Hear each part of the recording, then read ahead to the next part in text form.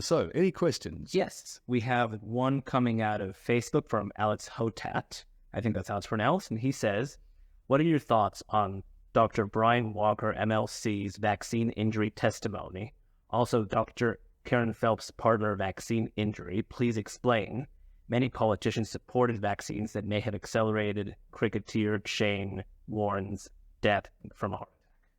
Yeah, look, I'm not a medical expert. I've this during the whole COVID pandemic, or the main part of that, there were a lot of comments and queries, and people had questions about that, and I did actually respond at the time. Look, I've always believed that the vaccines played a useful role in minimising harm. That being said, we know that, look, it doesn't matter what drug you have or what vaccine you have, there can always be some potential side effects, and that's true of every vaccine that exists. But look, I do believe that our agencies were responsible. I know that there are a lot of people who very passionately don't believe that, and they think that that wasn't the case. But look, in terms of those specific cases, it would be foolhardy for me to try and offer any sort of analysis or advice. I'm not a medical practitioner. I'm not an expert in that. I'm not trying to avoid the question. I just don't believe that it would be responsible for me to offer some sort of opinion on that. And other than to say, I'll come back to it. At the time of the vaccine, I supported the vaccination rollout. I thought some of the compunction requirements were cruel and unnecessary. And the persistence of those requirements past the worst of the pandemic, I thought, were punishment, and I thought that was wrong. I don't think that should have been done. But look, I think I'm on my 5th vaccination, so clearly at a personal level, I believe it's important to protect my health. And can I say I'm pretty sure I can say every member of my family is vaccinated as well. So, it is at a personal level something that I think is important for me to protect my health. All right, out of YouTube from Matthew, what is the state Liberal plan for housing, since high-rise is not for everyone and we cannot keep expanding? Look, a couple of things. I agree with you about high-rise. This idea that, imagine in Western Australia, I mean, goodness me, I think I said last time I'd been on a 2-week trip to India. You can fit 2 Indias in Western Australia, and the population of India, I think, is 1.4 billion people.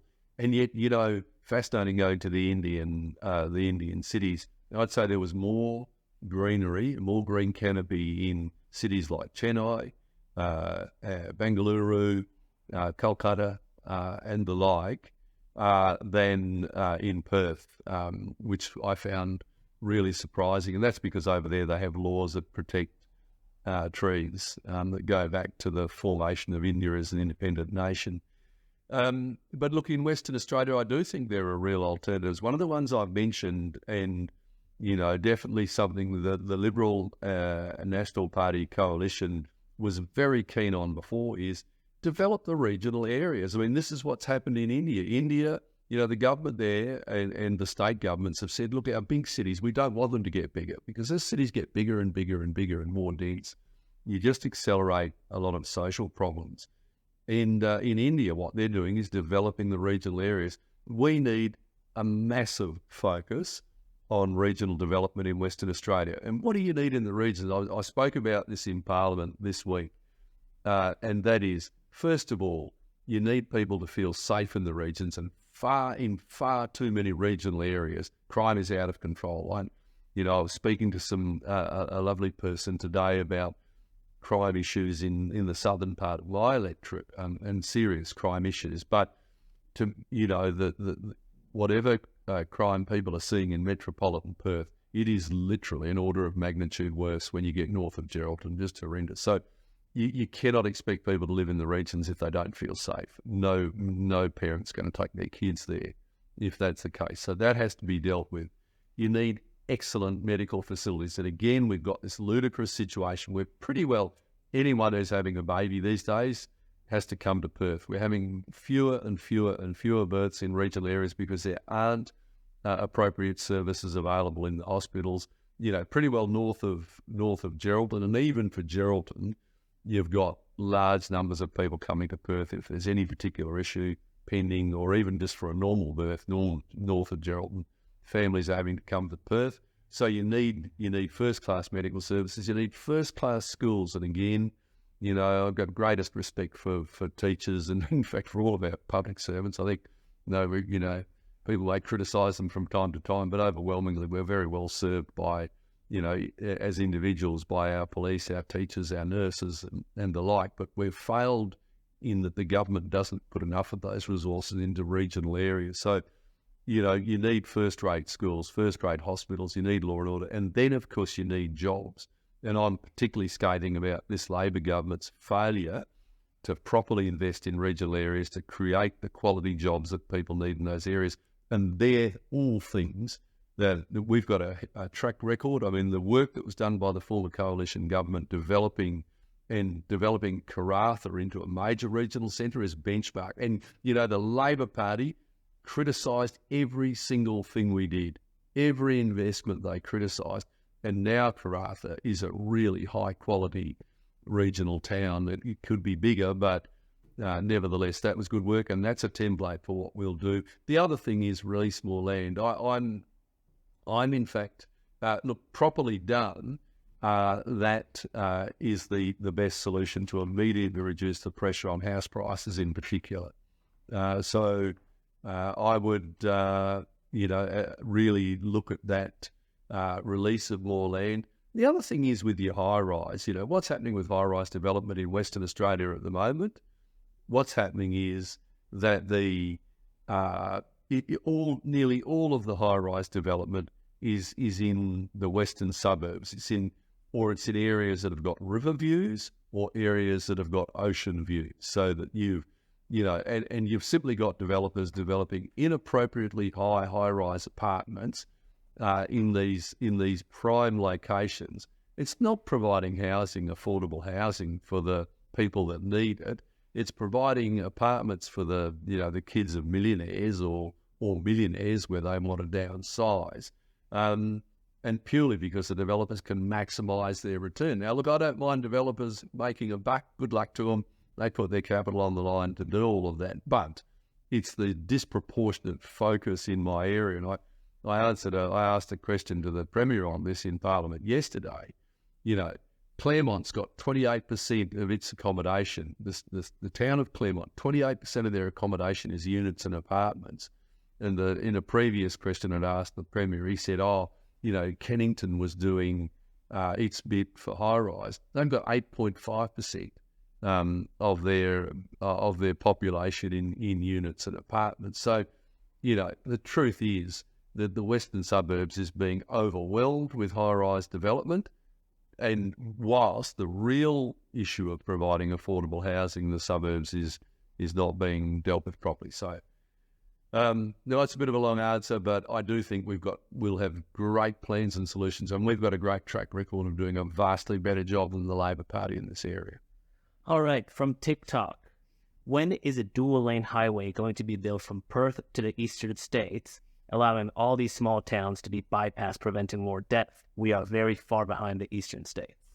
Yeah, look, I think, the bypass of towns is an interesting area because for a lot of smaller communities, they actually don't mind the through traffic because it does bring tourist dollars and income into the towns. And, look, and where it's appropriate, look, where a community wants a bypass, that should be there.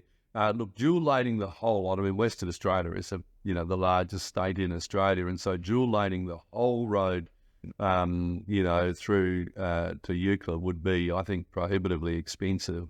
But what we do need to see, one, the Great Eastern Highway. Imagine the wealth of Australia that travels along those roads, all of the mining and farming operations that depend on that road. It's an appalling road. It's in a terrible condition. The Albany Highway is like a roller coaster. It's a disgraceful condition as well, as an aside. But, the quality of our roads is terrible, and I don't know what's happened, because main roads is a pretty slick department usually, but there's something happened in the way that roads are constructed. But what we don't have are adequate pass lanes, and there should be substantial areas where there's dualling of the road, but in particular, pass lanes. You go to South Australia, you get on their major highways, every 5 kilometres there's a pass lane where they have adequate opportunity to pass. And there's certainly the number of single, where we have so much road that is just single lane without adequate pass lanes, causes frustration, ends up causing accidents that cost lives. So I agree with you on that. We need to see better quality roads that aren't as dangerous as our roads are, but we need to see substantially more passing opportunities on those main roads, particularly that Great Eastern Highway. All right, we actually have quite a few questions, so... fire away. I'm happy, and when everyone gets bored, they'll switch off. Unfortunately, I think we'll have to make a bit more... Somebody answer more concisely. All right, we have another vaccine question out of Facebook. Hi, David. Hope you're well. Still awaiting a reply regarding your stance and that of the Liberal Party on the amendments and proposed WHO pandemic global treaty. Look, I'm afraid I'm not on top of it, and probably sounds like a sort of an excuse, but I'm pretty well overwhelmed with state issues, and that sounds very much like a federal matter. But look, if there's something particular to the state, happy to hear about it. But I'm just not aware of the detail of that, so I apologise. All right. Will on YouTube asks, will the Liberals look at the ARB codes to help assist these new development areas to have proper foliage and green spaces to prevent excess heating in the suburbs? Look, it is absolutely imperative that we do. And I keep hearing, I think I've said to you before, people sort of imagine in Parliament that, the different parties all hate each other and, they never talk. But in fact, you talk to, your colleagues from across the Parliament, and there are some people you really like and some people you don't. And it's like any organisation in that regard. And I keep hearing from Labor Party people that the state government is going to do something about this. There have been some recent guidelines, I think, that have come out in relation to this, and the development industry is up in arms because they don't want to have those sort of offsets and green spaces. But look, absolutely, we will definitely have something about that. My colleague, the Honourable Neil Thompson, is our shadow for planning. And I know that's something that he's very keen on. And we need to do it. I've said on this forum before, I got the shock of my life when I went to Brisbane, because Brisbane was the poster child for inappropriate development in the 70s and 80s, and I hadn't been there for a couple of decades. Boy, Brisbane makes us look like a desert. They've got beautiful, wide paths, tree paths, boulevards, tree canopy. The way they've developed their the city is quite remarkable. They've done a good job of it. We're doing an appalling job of it. It's the current government, I think, is on steroids on this, but the truth is collective governments haven't done enough to protect tree canopy and make sure that suburban streets have trees. These new suburbs that are being developed, they do not have a blade of grass, let alone a tree. It's just appalling. All right, Loris Cooper asks on Facebook, Dr. Honey, could you give more exposure to the public, to the word of Thomas Mayo with regards to the voice referendum, because it was quite clear that what Albanese doesn't want Australians to know about? Yeah, look, I'm not familiar with that particular publication, but I've made it clear I don't agree I don't support the referendum, and then look, it's in two parts, as I've said.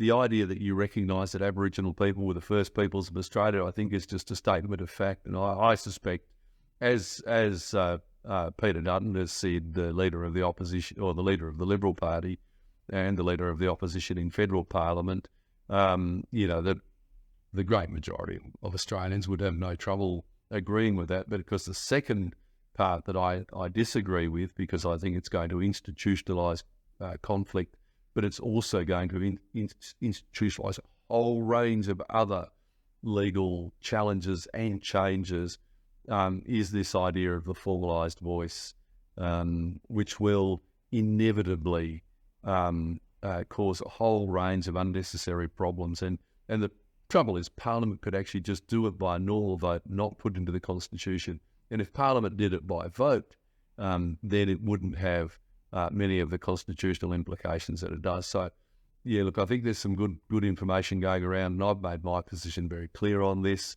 I don't support voting for the referendum because they've included that second part, which is the constitutional, so-called constitutional voice to Parliament. All right, out of TikTok, Walker asks, what about the driving device called Keeping Roads Safe? Great technology. Look, tell me about it. I will say in vehicles, it's really interesting. I was reading an article around Volvos in the United States, and the article was saying that in the last decade, there hadn't been a single death of anyone driving a Volvo in the United States. And I know outside of all of the jokes about Volvo drivers, there's a lot of Volvos in the US, but the reason is there's such outstanding technology in those cars that it just, when people do have accidents, which they inevitably do, it prevents them from injury. A lot of this new technology that's coming in to cars now is fantastic. The driver assist technology is fabulous. I think realistically, you can expect that, except in the most extreme circumstances, one, we're going to see far fewer accidents as that technology is more widespread, but also that human life is going to be protected by the various, there's physical safety devices, but the electronic safety devices I think are quite remarkable. All right, out of YouTube, Will asks, what about the amendments that Roger Cook made to the Public Health Act in 2019? Do you still support those amendments? Oh, well, it depends which ones you're talking about. So, I'm afraid you've got me on the hop on that one, and I can't give you a specific answer because I don't know which specific amendments you're referring to. Okay, fair enough. And Will also asked if you have the Hansard so that they know your position, but I guess you need to know what the position actually is. Yeah, look, and look, Happy, I can encourage you. Hansard's actually a great service. So if you just look up WA Parliament Hansard, and you can go in and you can look up, you can search on topics, you can look up an individual member of Parliament. So, for example, you could look me up, and on my profile at the bottom, it's got speeches, and you can actually just go through the list of speeches and see what I've spoken on. And yeah, it gets a bit long because there's so few of us in Parliament. We do lots of speeches, but you can search on keywords and the like. So I encourage you to do that. In fact, I think it's a shame that more people don't actually look at what's said in Parliament because I think you'd find that there's a lot of good work going on. All right, I think that's the end of the questions. Yep. That's sweet. We've exhausted them. Okay. Well, look, thanks very much, everyone. I really appreciate your feedback. Appreciate your questions. Look, if you want to ask a question on a specific topic, then sometimes maybe give it a little bit more info and that will help. But otherwise, I'll do my best to answer them. But thank you very much. Cheers.